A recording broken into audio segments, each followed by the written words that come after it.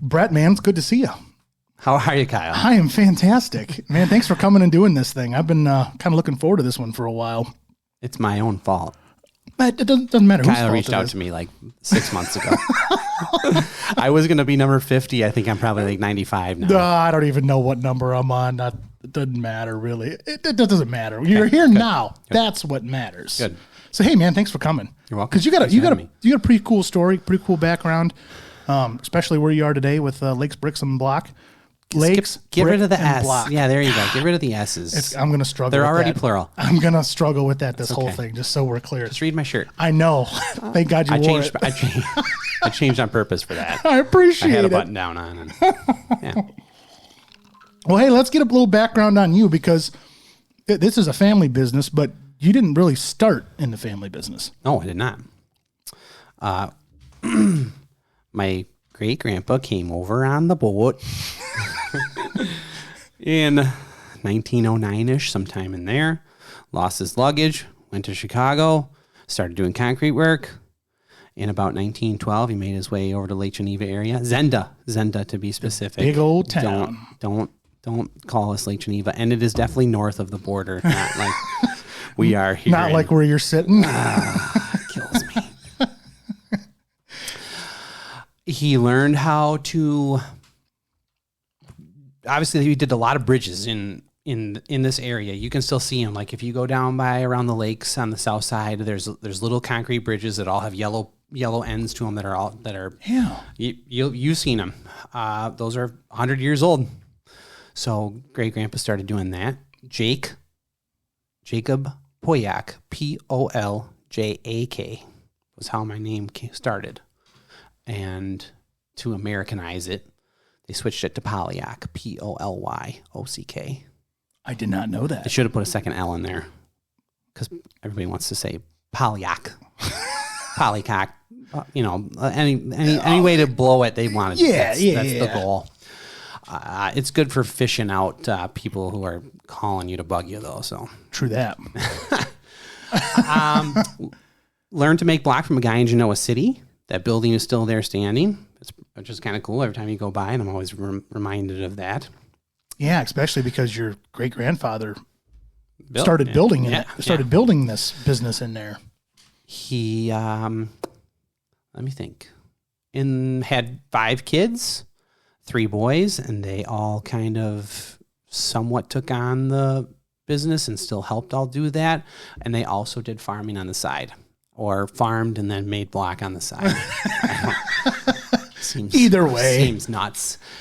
In the 20s, they did every bridge from Rockford to Dundee on Highway 173. So that was a big deal. So every day, load up the truck, gravel, Portland, go to a bridge, come back.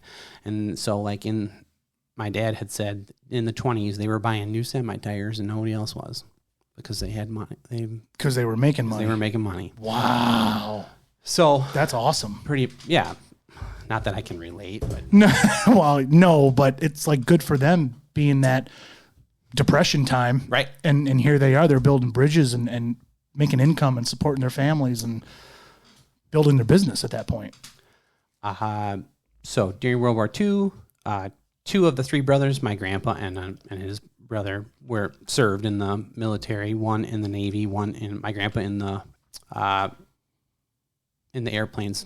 Good grief, Air Force. Yeah. It's been a long day. Right? I get it. Yeah, it was the Air Force. He wasn't part of the Army. No, it was the Air Force. So came back from the war. Sometime in the 50s, they bought their first block machine, which was a 2-place. It was a Columbia. And okay, explain that a little bit because I don't know what you're talking about. Okay. So a concrete block for making interior and exterior walls for building a structure. Many people call them cinder block. Mm-hmm. I don't actually know what cinder block are. I know we make a concrete block. My dad says it's not a cinder block. Anyway, so this prior, when we made concrete block, it was basically like pouring into a form. So you mix block in, or you mixed up the batch in a concrete in a form, in a wheelbarrow, and stuck it in a form, hand tamped the top of it, dropped the sides down, and took the piece and put the block on the ground. Gotcha. At this point, we got an automated machine. It has a vibrator shaft on the back of it, vibrates, compresses the block itself to 4,000 PSI. The top of it goes up and the block comes out, and you can handle it right from there. It'll stay on a plate, but then we had what's called an off bear where it could pick up the block and then you could put it over onto a rack. Gotcha. Okay. So it sped the process up then big time. Oh, for sure. Yeah. It went from 50 block a day to 2,000 block a day. Jeez. Yeah. What's interesting about this though is that everybody thinks it is concrete, but when you make the mix, it's a dry mix. So when you hold it in your hand, it doesn't really make your hand wet. So that compression is what you get your strength from. Gotcha. So when that machine compresses down, it pushes all that dry in there. Correct. And then forms it, and it holds to form then. Correct. And then we put it into a kiln and we steam it at about 130 degrees. Gotcha. And we add the water to it. That's what we do now. Back in the day, my dad always got paid to water the block. So at the end of the day, you go over there and you water the block, and you add moisture to it, slows down the curing process, and it makes it harder. Gotcha. Makes sense. You can get your bottle if you want. I know you got a little excited there. Hands all over here. So that was back in the 50s. They got their first machine then to do that. Correct. And I got to tell a story because it's kind of cool. Go ahead. Okay. I believe it was 1956 when that happened. My grandpa and his brother drove to Washington State in our 1952 straight truck, F7. A little bit of a drive through the mountains. They packed 24 sandwiches. It was over 3,000 miles, so they did an oil change on the way out there or the way back. Dropped the plug in the ditch. Back when you could get away with that. Get away with it. And when they got out there, they didn't really have any straps or any way to really tuck it down. I guess chain binders would have worked, but they were like, well, we'll just weld it to the bed. Yeah. So they got out there and they welded the block machine to the bed. So if the truck was going, that was going. Yeah. I mean, that's not a bad way to think about it. Yeah. So what else was kind of cool though is about, I don't even know, 3 years ago, we have that truck in our possession again. Do you? Yeah, that's cool. Pretty cool. And it's in really, really good shape. That's even cooler yet. Yes. Yeah. It's always cool when you can have a piece of history from your family's past or your business past or whatever the case may be. Yeah, I just need to give it a tune-up. I should do it in the parade, but I'm not there. I need more time on my hands. Yeah, the parade's not even a month away, so think about that for real quick. Yikes. Anyway, so they got this machine back in the 50s, and obviously that sped up production. Yep.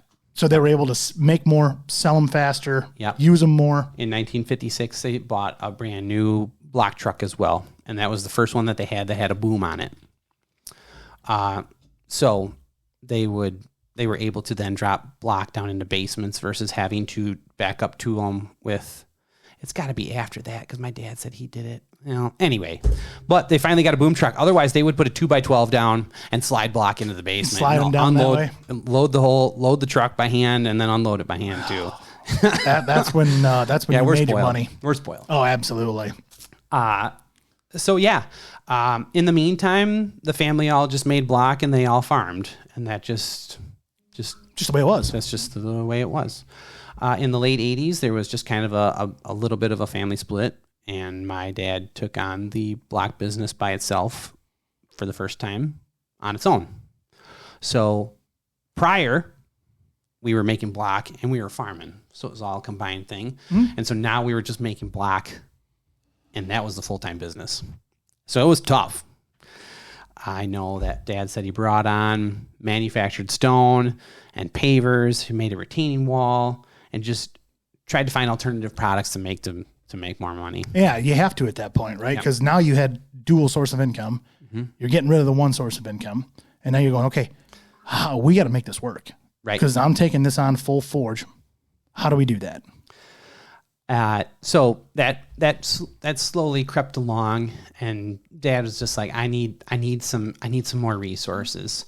and I need some more money. So he brought in some business partners. So that's why a lot of people still call it Polyock Block. But we bringing on those business partners, they changed it to Lakes Brick and Block. So since 1998, it has been. Gotcha. 96 or 98, one of the two. It's been Mid to late 90s. Lakes Brick and Block.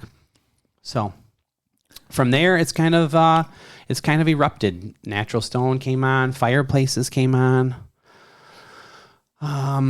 Brick houses came on. Brick houses came on. That gave us the ability to sell brick. It wasn't Lakes Brick and Block. It was only Polyock Block. So we didn't have brick until the mid 90s. Mid 90s is kind of when they started coming on strong. So the concrete block really went to a lot of basements, went to a lot of apartment buildings. You know, like that tip up panel just kills us because those were all concrete block before, and now it's all those ugly tip up panels. You got to say that, right? Oh, it's terrible wall. I mean, the concrete block is so much squarer and more true, and et cetera, et cetera. they're not any cheap. The concrete panels I've heard aren't any cheaper, but you can lay you can put a whole wall up in a few hours. Yeah, it doesn't take very long. Dang it. That's the crappy part. Shoot. Time is money nowadays. I know. So when you graduated high school, you obviously didn't go work for them right away. No. Kind of the 2007 start of the recession was definitely happening in Chicago. My dad kind of saw that, and he's like, maybe you should just go work for somebody else. It might be for your best interest anyway. So I loved tractors, love John Deere. I wore green underwear. I had, at one point, I think I had like 15 John Deere t-shirts, every day. I had 4 or 5 John Deere buckles. I had it all, and I didn't care. And I didn't care.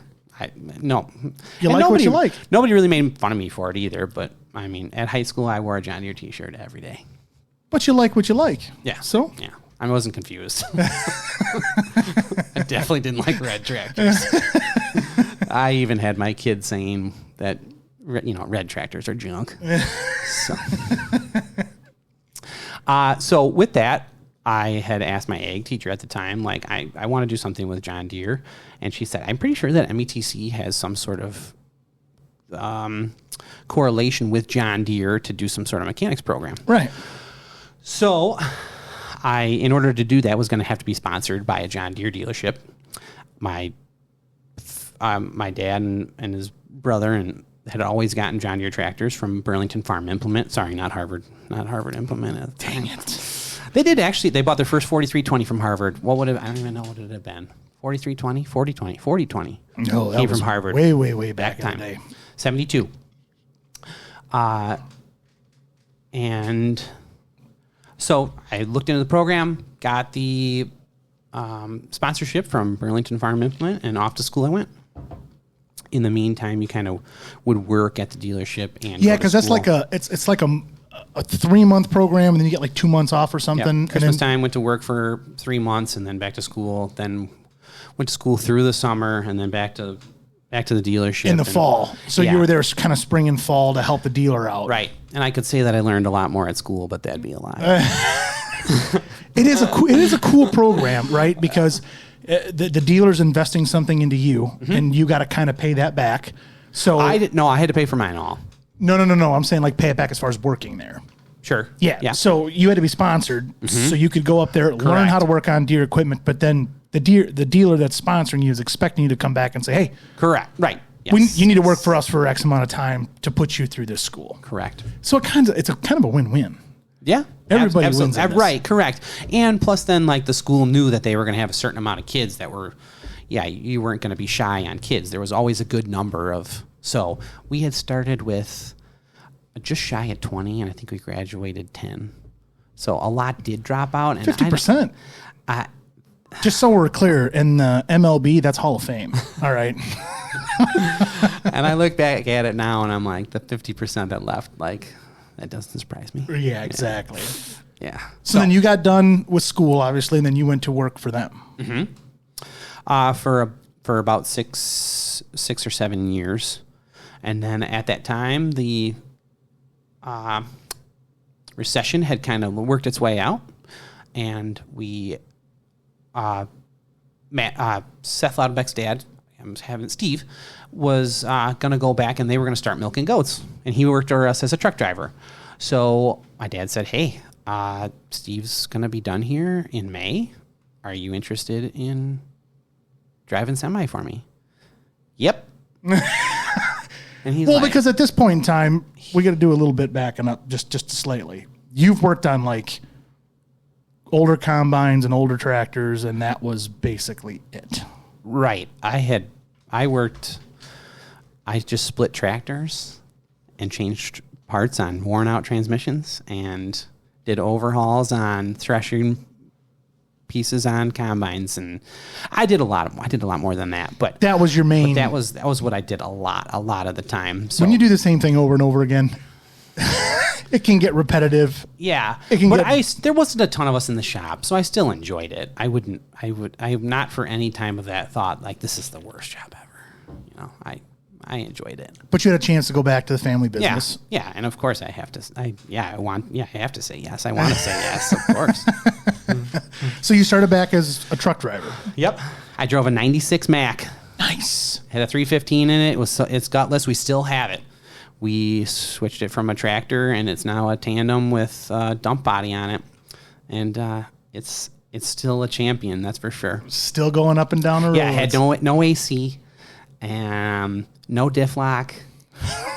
That probably made it tough getting to some of these muddy places. Then sometimes there you just sit and spin. Oh, I've had a lull push me a couple times just to get me just to get me moving. Get me moving. Yeah, but it's maroon. It's kind of like that was kind of our color, and I love it. But it's no Peterbilt, but it's not a Peterbilt. It came from Dean's in Chemung. Imagine that. We've had many of them, and they were always great rigs. So see, it makes me sad to see that go. Like 3 months before we got it, because it was a fleet vehicle, it got a new ECM put in it. Like, so that was our sales pitch, and we've done brakes and tires. Absolutely nothing to it. Brakes and tires. That's it. Maintenance. Mm-hmm. Yeah, that's hard to find a truck like that nowadays. Yeah. So it really is. Yeah. So I did that for about 2 years, and then I moved into inside sales. So that was before you move on. You were the delivery driver then? I was a delivery driver. Were you the only one? No. We had another guy. Corey Hayden's been with us for 36 years. Wow. Mm-hmm. Great. Yep. Hard to believe. It's gone quick. You ain't wrong there. And Corey, that's how old I am. So I'm between the two of you, you delivered every brick, every block. Yep.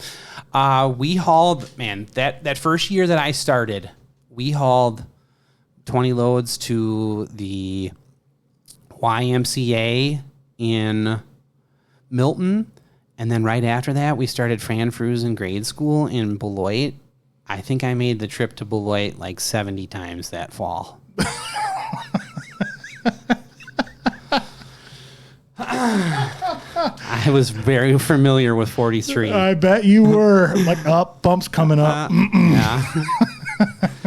Yeah. But the biggest frustration of that one is that there wasn't any heat on the floor in it. Yeah. It's no floor heater. It's just vent and I've defrost. I've noticed that in the older trucks. Man, especially when the temperature starts dropping. So when it's cold out, man, you're not warming up. Your feet don't get warm. Your head is sweating. Mm-hmm. I've noticed that as well. So it's good appreciation, though. Absolutely. It wasn't the most desirable thing that I wanted to do, but it was. It was a start to where you wanted to be. It was fine. Yeah. But the other cool thing is you get to learn a lot of your customers too. You get to meet the guys that are building the things. Not when you go to the same place 70 times. No, but as far as going like to the YMCA and going over there, and I'm sure you delivered it to 500 different places in the area. No doubt. Yes. So that's kind of a cool thing. You get to learn the guys that are working on the job, that are doing the job, how they want things done. So you're the man for that. Yeah, I threw the block off the first time I went there, and the guy came over. He's like, "You're new, aren't you?" What?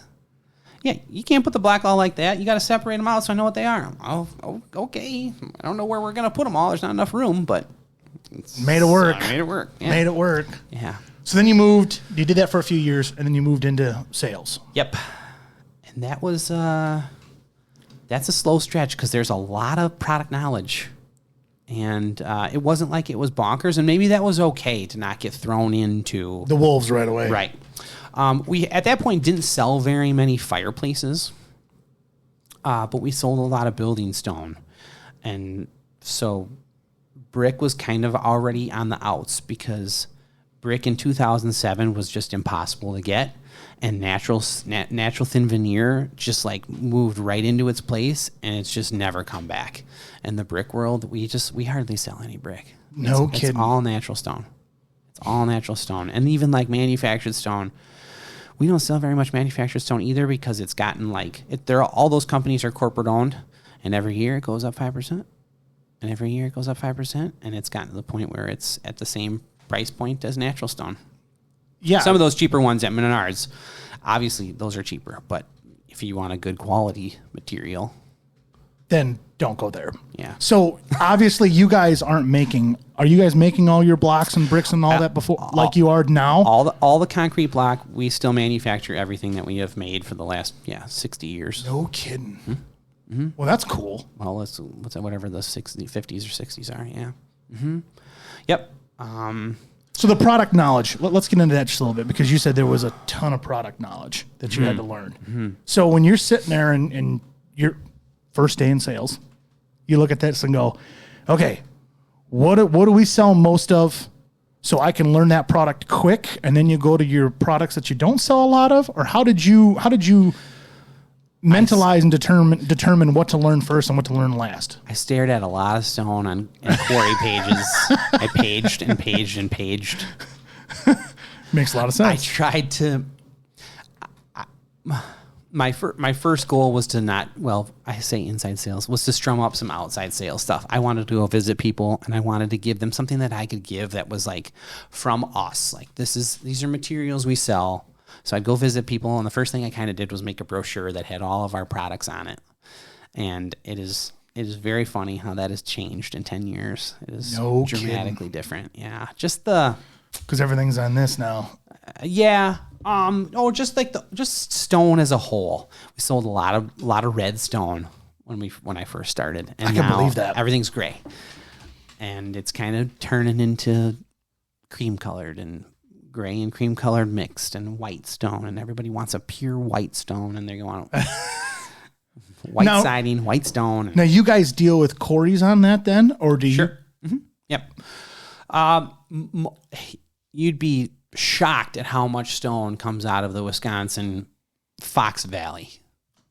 I can believe it. Yeah, huge amounts that's shipped all over the United States. A lot of it gets shipped to Michigan, I think, is a huge state that a lot of stone goes to, but through the Illinois, through Illinois and all of that, some of it gets shipped to California even. So wow, good for them. Yeah, yes, it is. It's getting shipped to both coasts because the natural stone that comes out of the ground here, you can't get out of the ground other places. No. So if you want some sort of granite from Boston, but you want it to be a light gray color, you just aren't getting it. Nope. No. You gotta come someplace else to get that. A gray limestone or cream limestone, you gotta ship it. So you started going to visit customers then. Mm-hmm. Now, were you visiting like general contractors? Try to get in the door of architects. That's not an easy job. That's a very intimidating thing when you don't know what you're doing, and but you throw the dice, and sometimes it works out. Well, and I do feel that, because I did a lot of outside sales too. So I do feel that when you show up to somebody's place and you shake their hand and you look them in the eye, I do think that makes a difference. Sure. No, maybe not everywhere. Some people don't. Some people don't want that though either. 100% agree. I was just gonna say, except for the people that don't want that. Yeah. But there are a lot of people in this world that want options. Sure. And if they've shaken your hand, they've looked you in the eye, they can say, hey, that kid Brett showed up here 2 months ago. Let's give him a call. See what he's about. Yeah. Yeah. So I don't know how much business I really strum up, but you didn't lose any, I bet. I didn't lose any, no. So in the midst of this all, we were always kind of just like a one quarry dealer, and You only dealt with one place at that at point. one place, and we were always getting beat by this one quarry. I'm like, what do we got to do? What do we got to do? What do we got to do? So we kind of visited some other ones just to look at some pricing, to look at some more options, because everybody kind of has a lot of the same, but then there's just 10% of it that they sell specifically, the niche stuff. So I'm like, let's find something else. So we looked at a couple different quarries, and we kind of finally ended up going with Hallquist, and they're kind of out of the Sussex area, just west of Milwaukee. And they were like, well, you should just come up and take a look at our showroom. So I go up to their showroom. They have like a 5,000 square foot showroom. They have 116 stones on the wall. I mean, this place is it's incredible. So I'm like, Dad, we got a lot of work to do. So we went to the county with a plan. This podcast episode is sponsored by Dan's Diesel Performance. If you're looking to improve your truck's performance, efficiency, or appearance, check out Dan's Diesel Performance. They manufacture turbochargers, fuel injectors, fuel pumps, transmissions, intake piping, and much, much more. Plus, they offer all the top brands in the diesel industry. They're located in Machesney Park, Illinois. Visit their website at dansdieselperformance.com or give them a call at 815-977-5865.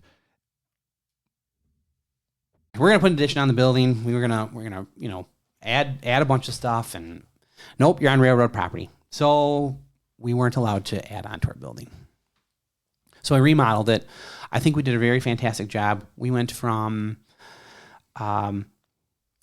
3 fireplaces to 14 fireplaces. Wow. And we went from maybe 15 stones on the wall that were mortared in to now we have about 65. Great. We went from gray 8x8 asbestos tile. Oh, the good stuff. I mean, it was 70 years old. It's held up really, really well. It's time, though. Covered that up with some LVP, just like everybody else does, and painted everything. And quite frankly, we have people coming from Zion, Illinois, McHenry. People are coming to our showroom because it is really nice and it's really clean, and that's what it's supposed to be, right? When you're trying to sell a product, you want somebody to come in and be wowed. Yes, and people are wowed. Yeah. So that, I think, has just been a huge, huge step for our progress that we've made. Have you guys seen, I'm assuming since you started in sales back in 2013, 2014, 2015, whatever it was, you've probably seen an uptick in sales every year. I'm not saying this to, Brett's a salesman, but we by default have seen more sales because I think the economy is just getting better. Just doing well.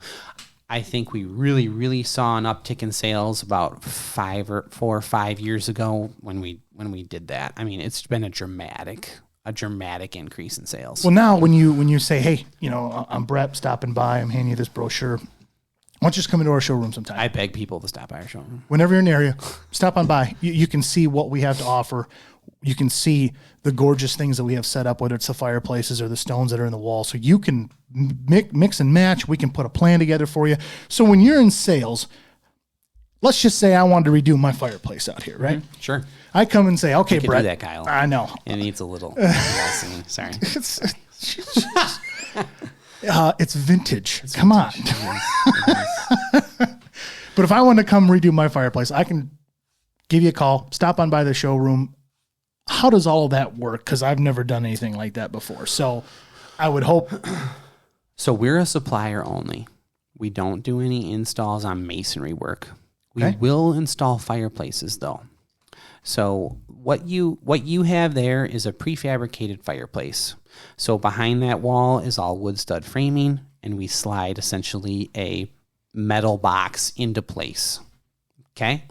So if you have an existing like that, we're not going to do a whole lot of work on it unless unless a mason tears that brick off, or you tear it off.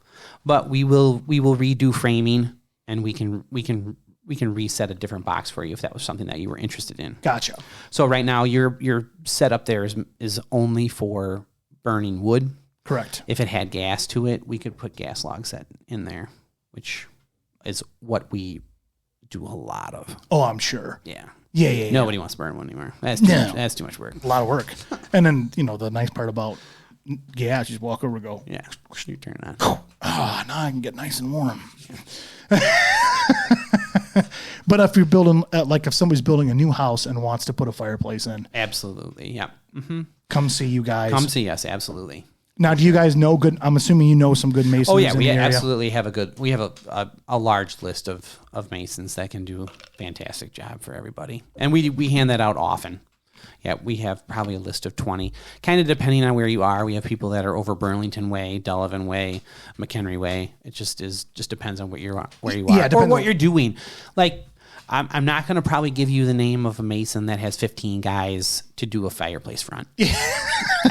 I'm going to give you the 1 or 2 guy man band. Yeah, you're the 15 guys if your house is going to be all brick. Correct. Yeah, we'll give you this guy's name, and they can come figure that out for you. Yeah, and yeah, you got to know that situation. Well, you've been in it long enough. Yeah. So since you've been in it long enough, now you can point people in the right direction and say, hey, this is what we see. This is what we look at. This is what you want, this and this. We've seen that happen, but you might want this and this instead. And also you need vision, and that's tough for a lot of people to see. Imagination. Can you put a picture of it up? Can you make a picture for me? I got something on my phone will do.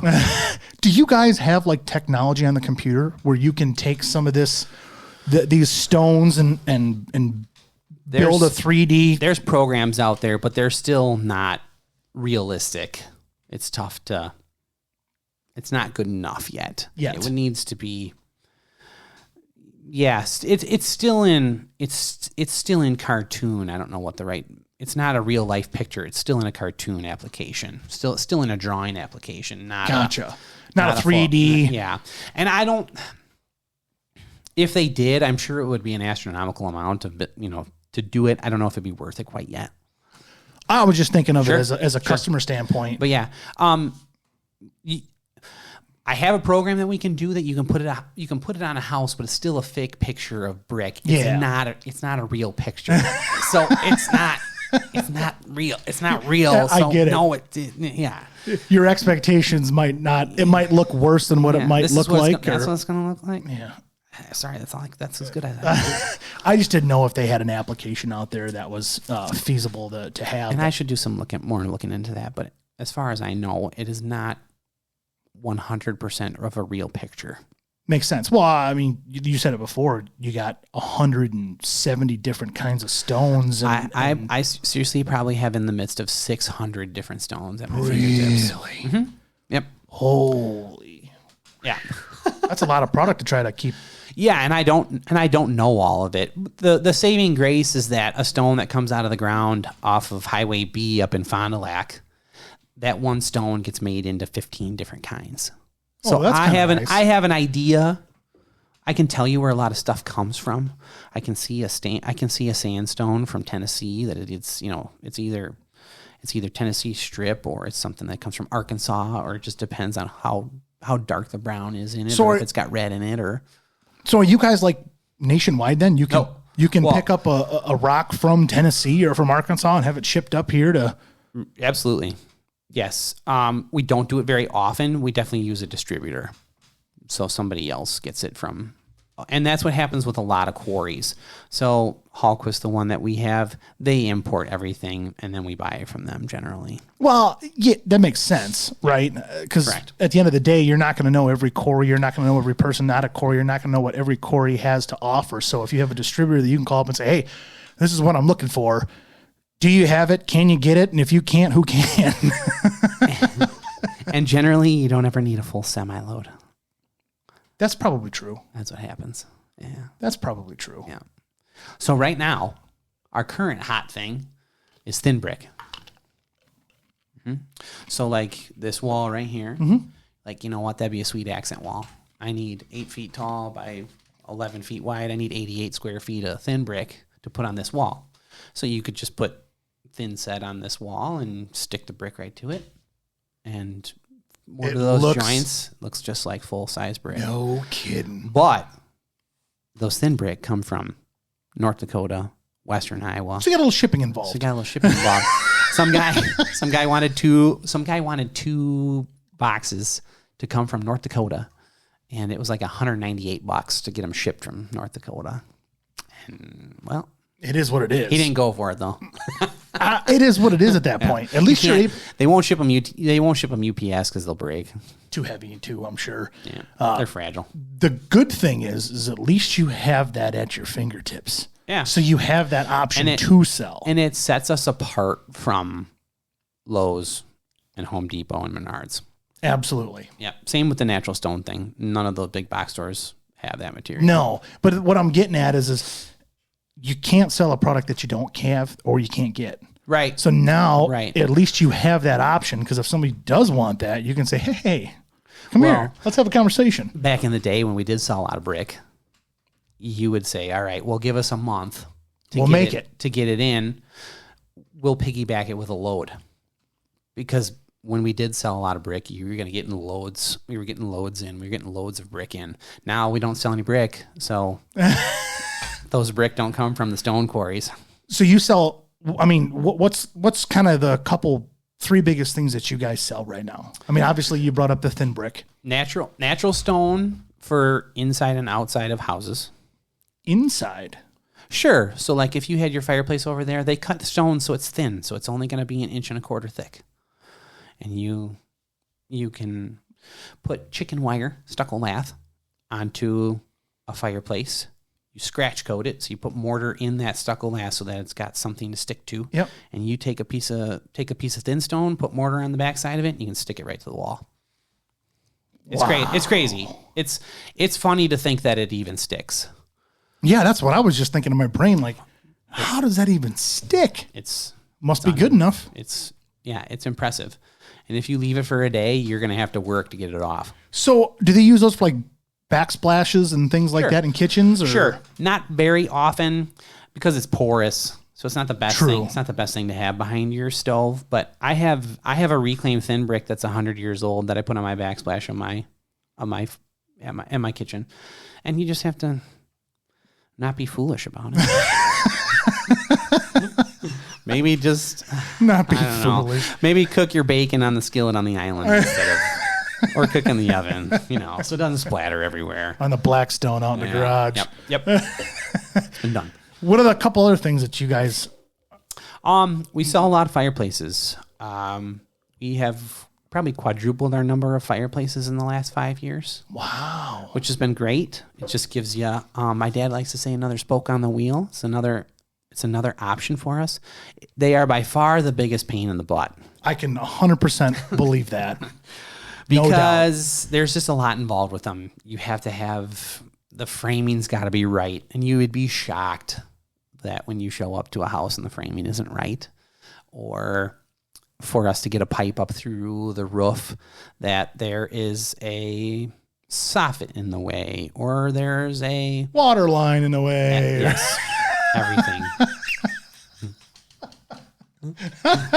Oh, man. So one of the craziest things, well, never mind, that's okay. One of the craziest things we had this last year was that our intake lines are not insulated. So the intake that goes from the outside of the house to the fireplace, and a water line was running up through a fireplace chase. It actually froze that water line. Really? Yeah.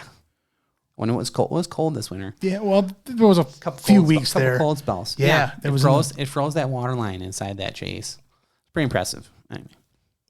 Mother Nature, she can be harsh. But yeah, the fireplaces is just there's different sizes and shapes and lengths and widths and electronics and pilot assemblies.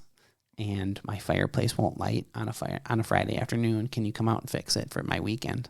I have family coming over tomorrow. Sorry, guys. It'll have to wait till Monday. Yeah, I'm sure you run into all, well, especially if you guys are installing the fireplaces, Yep. like you said. Yep. So obviously you got to stand behind your work, which you guys obviously do. You don't have a choice. No. We wouldn't be in business otherwise. 100% agreed.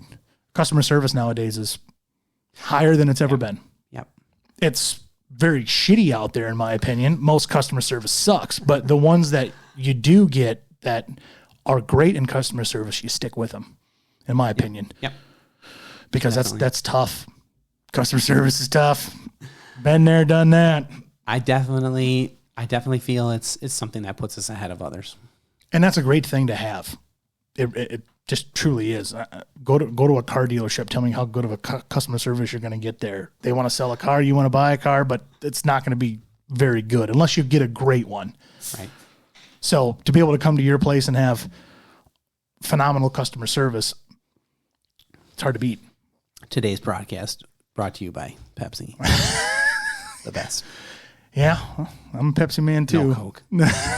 I mean, I'll settle for a Coke if I have to, but I prefer Pepsi.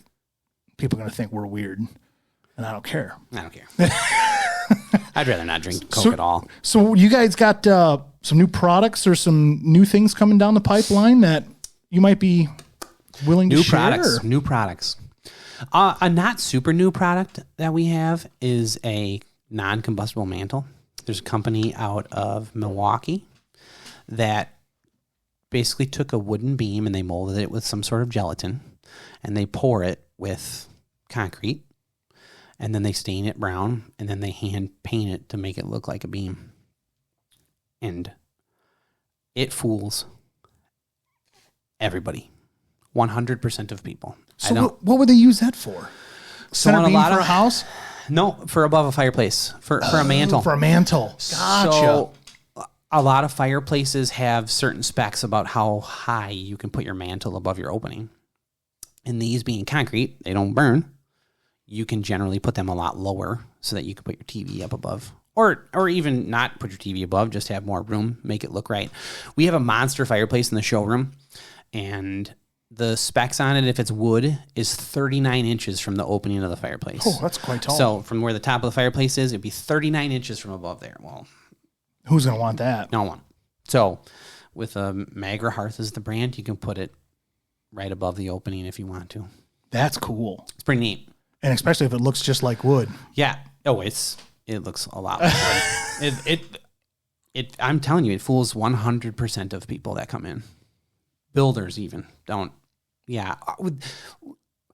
If we first started selling them, I guess maybe we weren't good at being like, oh, this is a non-combustible mantle, because the builders were like, oh yeah, that's a wood mantle. I'm like, no, it's not. That's concrete. And they're like, no way. Shut up. So, yeah. Holy cow. Well, it even knocks like a piece of wood too. Oh, really? Yes, it does. When you knock on it, it doesn't. It's hard. You can tell it's harder, but it still knocks like a piece of wood. That's insane. It's impressive. Another item that I kind of have down the pipe is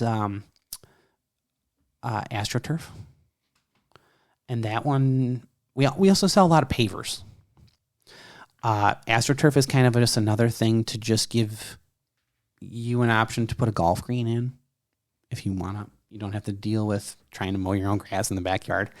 Right when I kind of brought it out, we had a couple in and they were like, oh, our backyard is always just the biggest mud puddle. We probably need like 4,000 feet of it for our dogs. There is a canine brand that they can, or type that animals can use as well. So it's a good option. I'm just thinking and there's not a ton of it's not a ton of different kinds of them. So I only need to stock like 2 of them and I can have it ready to go. We're not to that point yet. They come in rolls or? They come in rolls. Yeah. Look just like carpet rolls. Mm-hmm. But this stuff is incredible. The mat on it is like 4 times what normal stuff is. So like when you go to most athletic facilities, they have the rubber little pellets in them. Yeah. This doesn't have that. It's so thick that it stands straight up. It's it's cool stuff. Yeah, that sounds like something that could be very interesting. It's like $5 a foot, $5-6 a foot. Oh, so it's not even terrible. It's not dramatic. No, No, so if you never have to mow your lawn again, or you're going to put pavers down, pavers are going to be more than that dramatically. Well, I'm just thinking about like the pavers that I put around here for the landscaping. It's like, man, I wish I would have bought foot wide of that all the way along this thing. I don't have to weed whack it every friggin' week. Yeah. Get your weed spray out. You know what I'm getting at. I know what but people that don't use that, they're weed whacking every week. Yep. You put it out a foot, you can run your mower right next to it, and that shit never grows. You're good to go. Yeah. That's going to look beautiful all the time. So not yet, but we're working on. I got to figure out how to display it. That's my current holdup. I'm kind of out of room, so. Oh, you'll figure something. I will, but outside the front door. Yeah. Yeah. Any other new products? Yeah, or anything exciting coming down the pipeline that we should know about? Nothing at the moment. Well, Just pretty stuff. No news is good news. No, we just need to keep doing what we're doing. And excel at it. Mm-hmm. Fine-tune things, get better. Yep. Yeah, that's the one thing about owning a business or running a business is you've got the customers now, you've got the products now. How do we fine-tune everything to make us better? Sure. How do we find everything to make us better moving forward, whether it's customer support, whether it's supplies, demand, whatever the case may be. That's on you guys. Because you're now kind of technically probably the sales manager of the store. Definitely. Yeah. How many guys you got selling underneath you, or girls? 3, technically, I would say. My dad is kind of in the age of wanting to do what he wants to do, which I have no problem with. I mean, so we kick him out of the office to go, we call him the yard dog, to go load trucks and stuff like that, and it keeps him moving, and he likes doing it as much as he thinks he doesn't. And but he's still got really, really good general knowledge. Well, he's been doing it since the 80s. So inevitably he should. But he just, he just wants to show up and work, and that's the end of it. He doesn't want any more headaches, which I don't blame him at all. 50 years of headaches, man. That's a long time. Or 40 years, whatever it's been. Yeah, it's after that a long period of time, you're like, I'm here. Just put me to work. Just don't make me deal with people. Yeah. Don't make me deal with the problems. Yeah, I don't want to send him out to pasture yet, though. I need him around. No, absolutely. Yeah. Like you said, a guy with that knowledge, you got to keep him around, because all of a sudden you'll come into something where a customer wants something specific, and you go, oh, man, I haven't run across that. I do. Dad! Get over here! Brick pricing is a pain in the butt, because it's probably always changing, isn't it? Well, the freight's always changing. So freight's the killer one. So you got to get a price out of get a price for the brick, get a price for the freight, do the math on it. Do you guys use one specific company for shipping? For shipping, or do you guys use a few different ones, because like some companies only go to the East Coast. Nobody goes west. It's hard to get somebody to come back with a full load from the west. That's a tough one. Yeah, so going to stuff out of Hebron, North Dakota is tough because nobody's out there. Makes sense. Yeah. So obviously those bricks are going to be... Colorado isn't as bad because people are going... Denver. You're going that way. You got a big city in Denver there, yep. So that's... We use a couple different ones, and they're just freight. They're not trucking companies. They're just freight. Just guys. I can't think of what the heck you'd call it. Hot shots, probably. Stuff like that. Otherwise, we haul the stone ourselves because it's within 2 hours. So that's great. So yeah, you can bring that price down. Once, twice, 3 times a week, we just go pick it up ourselves. We're going up there. It's way better we're more convenient for people. Like, well, when's it gonna be done? Well, it's gonna take 3 weeks to make it. Once they tell us they're done, we'll go pick it up. Well, how long is that going to take? Well, we'll probably be there within a couple days, so it'll be back within a week, and that's pretty good. Yeah, there's not much more you can ask for. No, because by the time they make it, you get up, you get it, and you get back, and you unload it, and you check all the inventory, make sure. Yep, we ordered 72 of them, and there's only 71 here, so it's been pretty good. They got their act. I feel like they have their act together. Yeah. The people who we use is there's a lot of local. Yeah, a lot of small businesses. During COVID, it was great because everybody's small. Nobody shut down. It was fantastic. It really was. And you lived in the right state, though. That's true. That is true. Hardly. So yeah, during that whole time, I mean, some lead times got extended Obviously. because people didn't show up to work, but prices didn't go astronomical. That's one thing that's been great through a lot of this is like stone didn't go up 100%. It's, in the last 5 years, it's gone up maybe 1 year of like 8 or 9%, but nothing dramatic. Yeah, you're gonna have your little 2-3% here and there. You have to. Everything's That's gonna every have year. that. Yeah. So that's been nice because I think that's made it easier for us. Well, it wasn't something that people were like, oh, that's too much money now. We got to get rid of it. Bingo. Exactly right. Because and everything has jumped 25-30% since 2021, 2022, and if you guys are only jumping 6%. Seriously. And fireplaces are made in eastern Minnesota. They're a big company, but they still, I think they're in like a town of like 600, and I think 400 of them work at the place where our fireplaces are manufactured. Yes! So they all got COVID, and then they all went back to work, and that was the end of it, and it was kind of funny. That's funny. Yeah. It's a good thing, though, because it's a small community, and everybody knows they got a job to do, and they love where they live because it's a small community. Yeah. Everybody knows everybody, which is not always a good thing, but that's pretty cool, though. It was. It is. It was. Yeah. It wasn't. We had some really decent years. It was helpful. Hopefully, you can continue moving forward. Yeah. Yeah. So if anybody's got Bricks, projects coming up, bricks, blocks, just brick, block, both brick, block, fireplaces. I know what's really sad is we're Lakes, brick and block are maybe like 20% of what we sell. We should be Lakes, brick and block, fireplaces, pavers, landscape materials, natural stone, manufactured stone, and anything else you can think of with stone. Yeah. Call Brett. What do we do that's not what's an odd thing that we sell? Oh, I'm sure there's something. There's tons of oddball stuff. Yeah. Yeah. Those are the products that you don't really... Fireplace tools. They are a little pricey though. Fireplace doors. You can get new doors for your fireplace. Log sets. You have that old existing wood burning fireplace that you just don't really want to burn anymore. Throw a log set in it. You'll use it. Looks nice. You'll turn it on and then you'll shut it off quicker. You won't want to use it for 5-6 hours. I'll be burning. I'm just burning money. That's what people always tell me. I'm like, no, you'll turn it on for an hour and a half and then shut it back off. You don't not like a regular fire. Because when you start a wood fire, you want that sucker to burn. You do. You want it to burn for a while. Because you did all the work to get her going. And at that point in time, you're like, run as long as you want. Right. I'm good with it. Yep. Shut her off, close the doors, and go to bed. So you guys are located up in Zenda? Zenda. Anybody? If you don't know where Zenda is on the south side of Lake Geneva itself, between Lake Geneva and Walworth. Mm-hmm. There's about 88 people. Here's a funny, interesting one. South of the tracks. I am one of 8 boys of the Polyock last name.